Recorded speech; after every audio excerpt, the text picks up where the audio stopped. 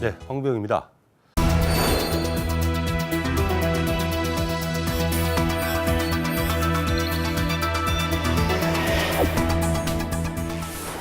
이번 시간에는 트렌드와 관련해서요. 불변의 소비자 심리 원칙 중에 이 경제 상황, 이 트렌드의 변화에 따라 조금 더 강조되거나 조금 더 증폭돼서 나타나는 게 무엇인지 중요하게 우리가 여겨야 될 마케팅이나 경영 전략을 세울 때 중요하게 판단해야 될 그런 소비자의 행동 원칙에 대해서 알아보도록 하겠습니다.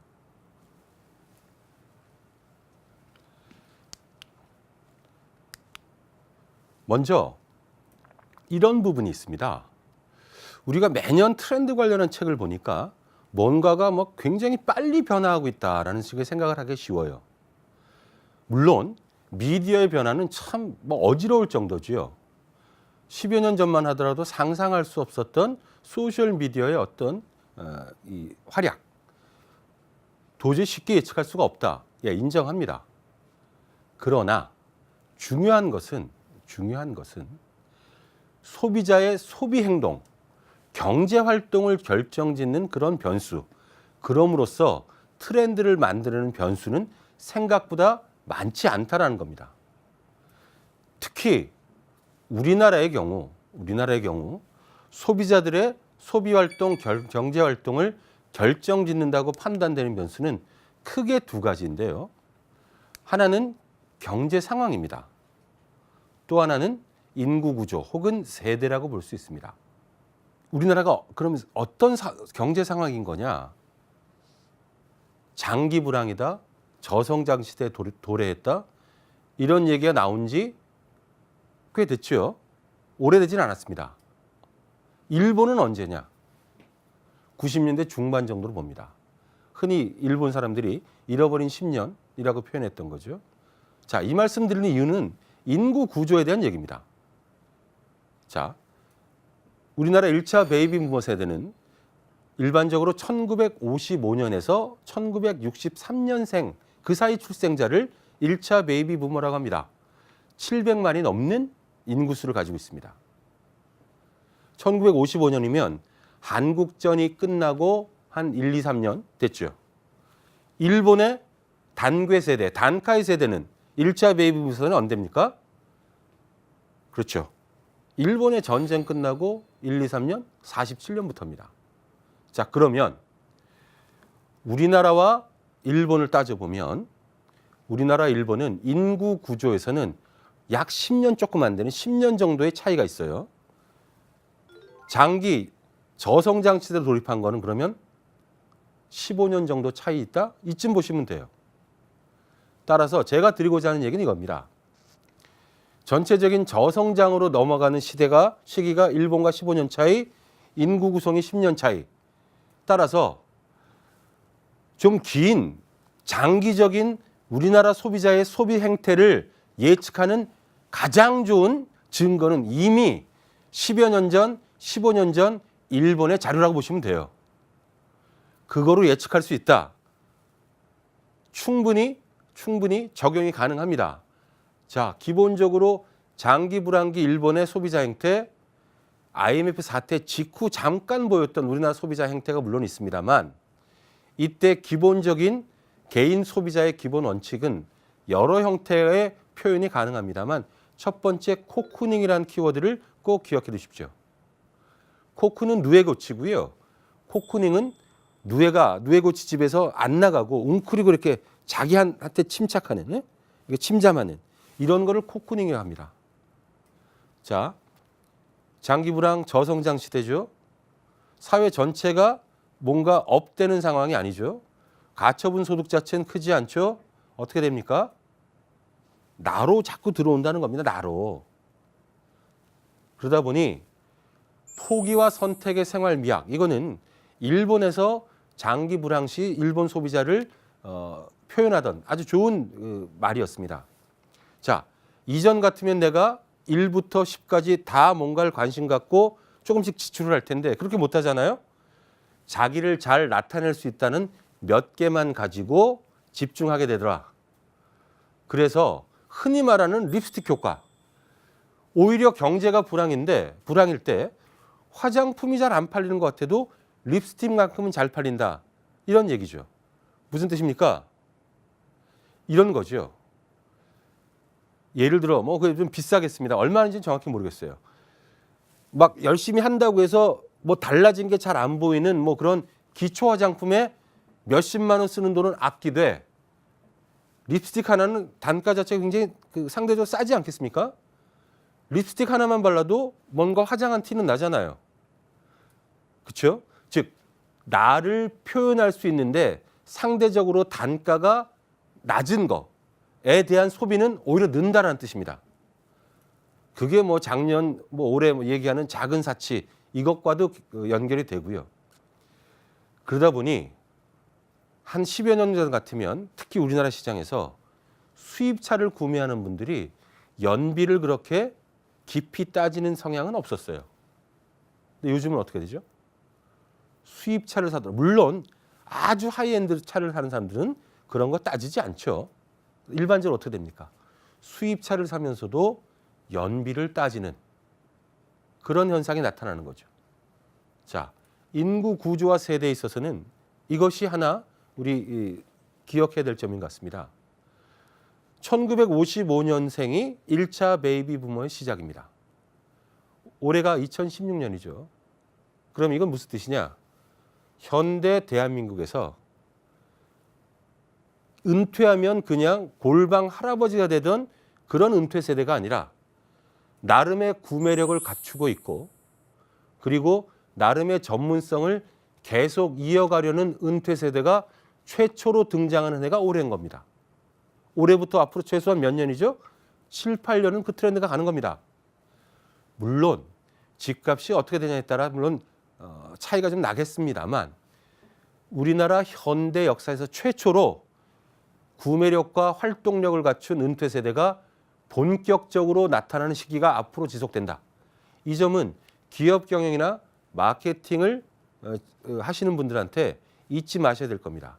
이런 분들한테는 예전에 우리가 어르신들, 노인들 시장을 공략할 때 썼던 말 실버 시장이다. 이런 관점으로는 통하지 않습니다. 뭐 단순화시켜서 말씀드리지 좋지 않습니까? 예전 실버 산업이다. 노인들, 어르신들 뭐 옷이다. 어떻게 해요? 나이 들수록 화려해지니까 빨간색 입히고 이런 거 실버 산업이라고 했잖아요. 생각해 보세요. 55년생 은퇴자들 그 이후 63년생까지의 1차 베이비부스 세대가 그런 식의 생각으로 그렇게 입고 먹고 마시지 않는다는 걸 좀 인식하셔야 됩니다. 전혀 새로운 형태의 은퇴 세대가 온다. 이것 또한 앞으로 장기적으로 지속될 트렌드다라는 겁니다. 자, 관련해서 이런 국내의 경제 상황, 인구 구조의 변화에 따라 이것이 불황이든 호황이든 상관없이 작용하던 소비자의 심리 원칙이지만 이런 저성장 장기 불황에 올수록 더 강하게 작용하는 두 가지 원칙이 있다라는 겁니다. 첫 번째가 어떤 주유소에 들어왔는데 두 주유소 중에 골라가는 게 아니고요. 한 주유소에 들어온 거예요. 들어와서 이제 주유를 해야죠. 근데 이 주유소 사장은 주인은 이 손님들이 주유하러 온 분들이 좀 현금을 썼으면 좋겠는 거예요. 그래서 이렇게 하기로 했어요. 현금 쓰면 1리터에 950원. 신용카드를 쓰면 리터에 1,000원을 받기로 한 겁니다. 그리고 주유소 안에 이런 플랜카드를 걸어놓는 거예요. 1리터에 1,000원이다. 현금 쓰면 950원으로 깎아주겠다. 혜택이 있다는 거죠. 두 번째 플랜카드 이렇습니다. 1리터에 950원이다. 근데 카드 쓰면 50원 더 받는다. 손해가 있다는 거죠. 둘 중에 어떤 플랜카드를 걸어두면 사람들이 현금을 많이 쓰겠습니까? 사실 따져보면 내용은 똑같아 보이죠. 근데 이 경우 놀랍게도 아래쪽 플랜카드를 걸어두는 게 훨씬 사람들이 현금을 많이 씁니다. 이유는 뭘까요? 구매 직전이에요. 행동 직전이에요. 이렇게 의사결정 단계가 멀면 멀수록 구매 직전에 가까울수록 행동 직전에 가까울수록 사람들은 그 시점에서 가장 손해를 덜 보는 방향으로 행동을 하게 돼 있습니다. 50원 할인은 혜택이죠. 할증은 손해죠. 손해에 훨씬 더 민감하다. 이거를 흔히 손실 혐오 성향이라고 합니다. 내가 지갑에 10,000원짜리 10장 갖고 다니다가 어느 날 봤더니 한 장이 더 있어요. 일만큼 기쁜 거예요. 근데 내가 10,000원짜리 10장을 갖고 다녔어요. 어느 날 뭐 생각 없이 봤는데 하나가 비는 거예요. 그때 느끼는 그런 손실감은 하나 생겼을 때보다 2~3배 된다 이 뜻입니다. 이 손실이 이익보다 훨씬 과중하게 느껴진다라는 이런 손실 혐오 성향은 데이빗 카네만 교수와 트버스키 교수가 함께 연구했고요. 마침내 2002년에 데이빗 카네만 교수는 노벨 경제학상을 타기도 합니다. 행동 경제학으로요. 이런 손실 혐오의 성향은 장기 불황일 때 저성장 시기에 훨씬 더 민감하게 작용한다는 겁니다. 늘 작용하는 거지만 훨씬 더 민감하다는 겁니다. 즉 뭐예요? 나한테 손해를 직접적으로 이익을 주냐 안 주냐보다 약간이라도 손해를 준다는 거에 대해서 훨씬 더 민감하게 반응하고 소비자들은 컴플레인하고 욕한다는 겁니다.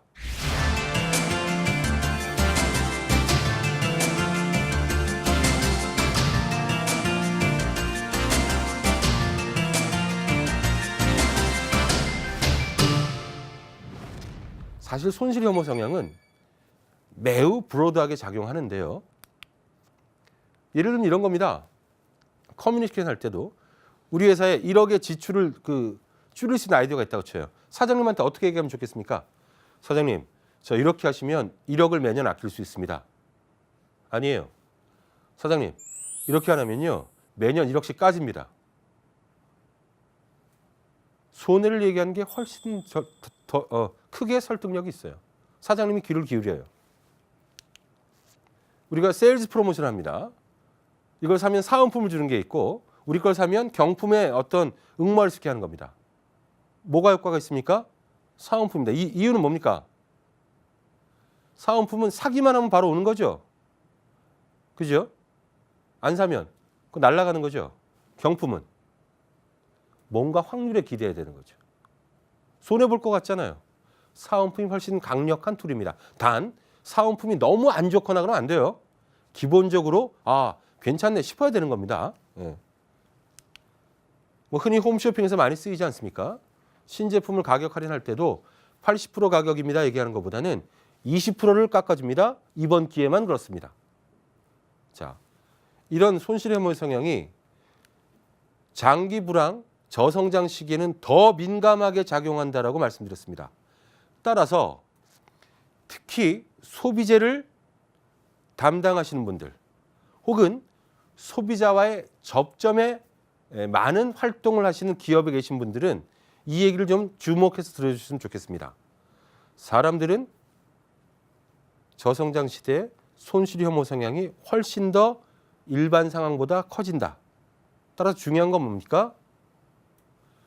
고객 감동, 고객 만족이라는 당연하지만 현실적으로 실현되기 어려운 개념에 지나치게 몰입되지 마시라는 겁니다.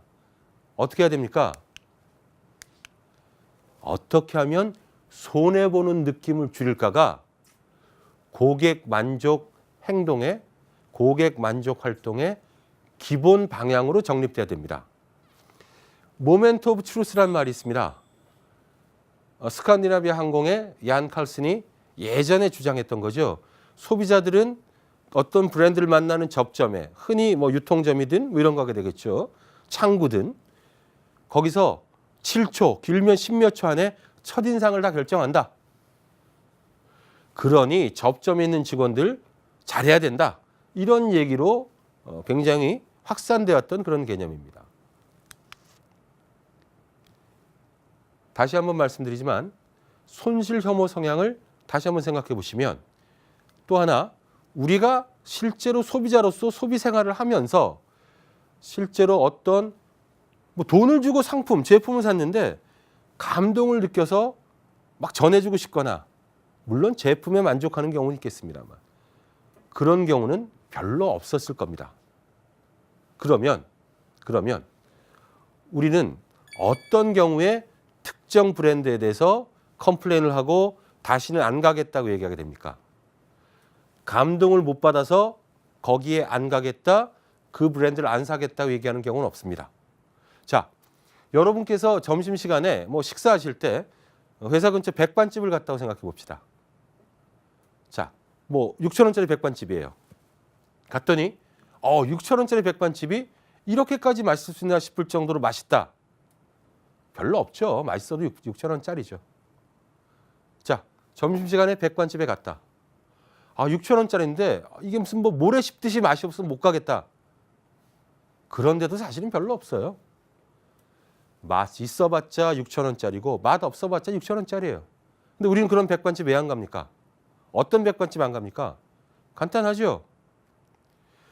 우리 테이블이 저기보다 5분 먼저 왔는데 저쪽에 먼저 음식 나갈 때예요. 우리는 반찬이 4개인데 다른 테이블 봤더니 다 5개예요. 손해보는 느낌이 올 때 우리는 그 식당을 안 가게 돼요. 자, 따라서 저성장 시기, 장기 불황 시기 소비자는 손실 혐오 성향에 대해서 더 민감해집니다. 왜? 많은 것에 쓰고 양보할 수 있는 상황이 아니잖아요. 그래서 제일 중요한 건 손해보지 않는 느낌을 접점에서 마련해 줘야 됩니다. 그러려면 필요한 게 하나밖에 없습니다. 매뉴얼화입니다. 매뉴얼화. 접점에서 고객을 만나는 그런 분들을 교육해서 그분들의 품성을 잘 교양을 키워서 아니에요. 아무리 인성이 좋은 분도 기분 나쁠 때 있는 거예요. 명확하게 매뉴얼대로 행동하게 하면 됩니다. 저 햄버거가 세계에서 제일 맛있어서 제일 많이 팔리나요? 아니죠. 최소한 저 마크 보고 들어가면 부산에서 먹던 서울에서 먹던 어디든 손해는 안 본다는 생각 들지 않습니까? 자, 손실 혐오 성향은 점점 더 강한 영향을 미친다라는 점 하나. 두 번째, 밴드웨건입니다. 밴드웨건은 이렇게 보시면 되겠습니다. 웨건이니까 역마차고요. 밴드니까 뭐 흔히 말하는 밴드, 뭐 그룹 사운드 밴드예요. 이렇게 보시면 됩니다. 어떤 밴드가 역마차에서 공연을 한다고 칩시다. 처음엔 사람들이 저 노래가 뭐지? 궁금해서 모이는 거예요. 나중에 지나가던 사람들은 저기 모여있는 사람이 왜 모였는지가 궁금해서 모이는 거죠. 그래서 밴드웨건은 사람들이 수적인 우위 혹은 수상이나 뭐 상을 탔다라든가 이런 권위에 따라 나도 내가 깊이 생각 안 하고 그냥 따라서 쏠려가는 현상을 밴드웨건이라고 합니다. 남들의 의견에 순응하려는 성향을 적극적으로 활용하는 건데요. 이 저성장 시기, 장기 불황 시기에는 밴드웨건 효과가 훨씬 더 커집니다. 훨씬 더 커집니다. 우리나라에서는 이런 거 많이 쓰지 않습니까? 선진국에서는. 성인 남자 중 10명에 9은 쓴다. 뭐 이런 거 있지 않습니까? 뭐 대졸 신입사원의 몇 %가 쓰는 뭐. 이런 남들이 하니까 한다라는 수적인 우위나 권위에 상당히 의지하게 됩니다. 이 부분이 매우 크게 작용하는데요. 예를 들면 뭐 전 세계에서 10억 개 이상 팔린 햄버거다. 이런 식의 광고가 효과가 있는 것과 마찬가지입니다. 10억 개 이상 팔렸다고 제일 맛있는 건 아니죠. 그러나 손해볼 것 같지는 않잖아요. 이것도. 미국의 경우 안에는 텅텅 비었지만 일부러 이쁜 친구들 밖에 줄 쫙 세우면 나이트클럽에 사람이 더 들어온다라는 거고요. 뭐 코미디 시트콤에서 웃음, 이미 녹음된 웃음 틀어주는 것도 마찬가지입니다. 좋은 일에 기부하세요 할 때 이런 좋은 일입니다라고 얘기할 때와 이런 좋은 일인데 누구누구도 했습니다 얘기할 때는 확 달라진다. 이게 밴드웨건이겠죠. 말씀드린 대로 장기 불황이 강해지니까 흔히 말하는 가성비에 대한 인식도 달라집니다. 밸류 포 머니죠. 손해보는 느낌이 없어야 되겠죠. 남들이 많이 한대더라 따라해야 되겠죠. 그러면서 보는 거죠. 밸류는 코스트와 베네핏의 계산식으로 볼 수 있습니다. 가성비는 따라서 본래적인 가격이 낮으면 바로 올라가요. 그렇지 못할 경우는 어떻게 됩니까? 위에 베네핏을 크게 해야 되겠죠. 따라서 굉장히 값싼 의류 브랜드인데 불구하고 광고를 할 때는 이상하게 아주 탑 모델을 쓰는 그런 광고를 보셨을 거예요. 이유는 뭡니까? 본래적인 가격 낮고 본래 품질 높지 않은데 베네핏을 높여서 밸류를 높이려면 이미지 품질을 높여야죠. 그래서 비싼 그런 탑 모델 쓰는 겁니다.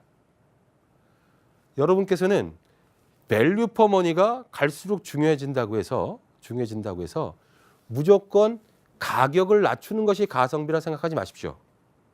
가성비가 중요해지고 손해본 느낌이 싫어하는 상황이니까 코스트를 낮추려는 노력만큼이나 베네핏을 높일 수 있는 부분이 뭐가 있느냐라는 부분을 고민해 보시면 상당히 많은 마케팅 아이디어가 나올 수 있습니다.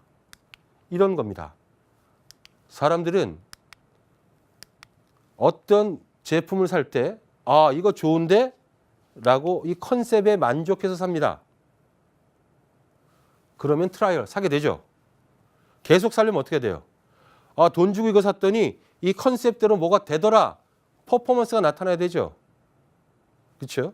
따라서 밸류 퍼 머니가 중요한데 이것이 계속적으로 재구매, 반복 구매로 이어지려면 우리는 어떤 부분을 고민해야 되냐면 컨셉을 클리어하고 뾰족하게 만드는 것만큼이나 우리가 약속한 컨셉이 실제로 발현되고 있고 작동되고 있다라는 퍼포먼스를 느끼게 할 수 있는 방법이 뭔가를 고민해야 됩니다.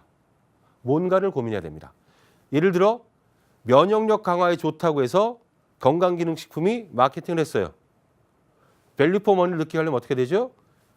면역력이 강화되었다는 것을 퍼포먼스로 느낄 수 있게 하는 그런 것을 어떻게 할 거냐를 고민하는 게 제일 중요한 마케팅 원칙이 되겠습니다.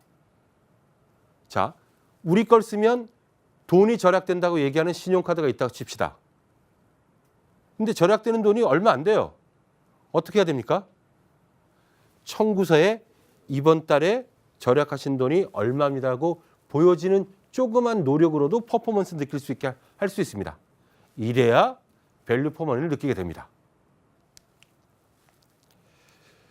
자, 트렌드에 가장 영향을 크게 미치는 건 경제 상황의 변화와 인구 구성의 변화다 말씀드렸고요. 거기에 따라 우리나라에서는 특히 세 가지 점을 주의하셔야 된다라고 말씀드렸습니다. 첫 번째, 손실 혐오의 성향이 더 강화될 것이다라는 점이었고요. 두 번째로는 밸류 퍼 머니 못지않게 밴드웨건, 남들 하는 거 따라하는 현상도 굉장히 강화될 것이다. 마지막으로 가성비를 따지는 밸류 퍼 머니가 중요해질 것이다. 이 세 가지 점을 말씀드렸습니다. 자, 경청해 주셔서 감사합니다.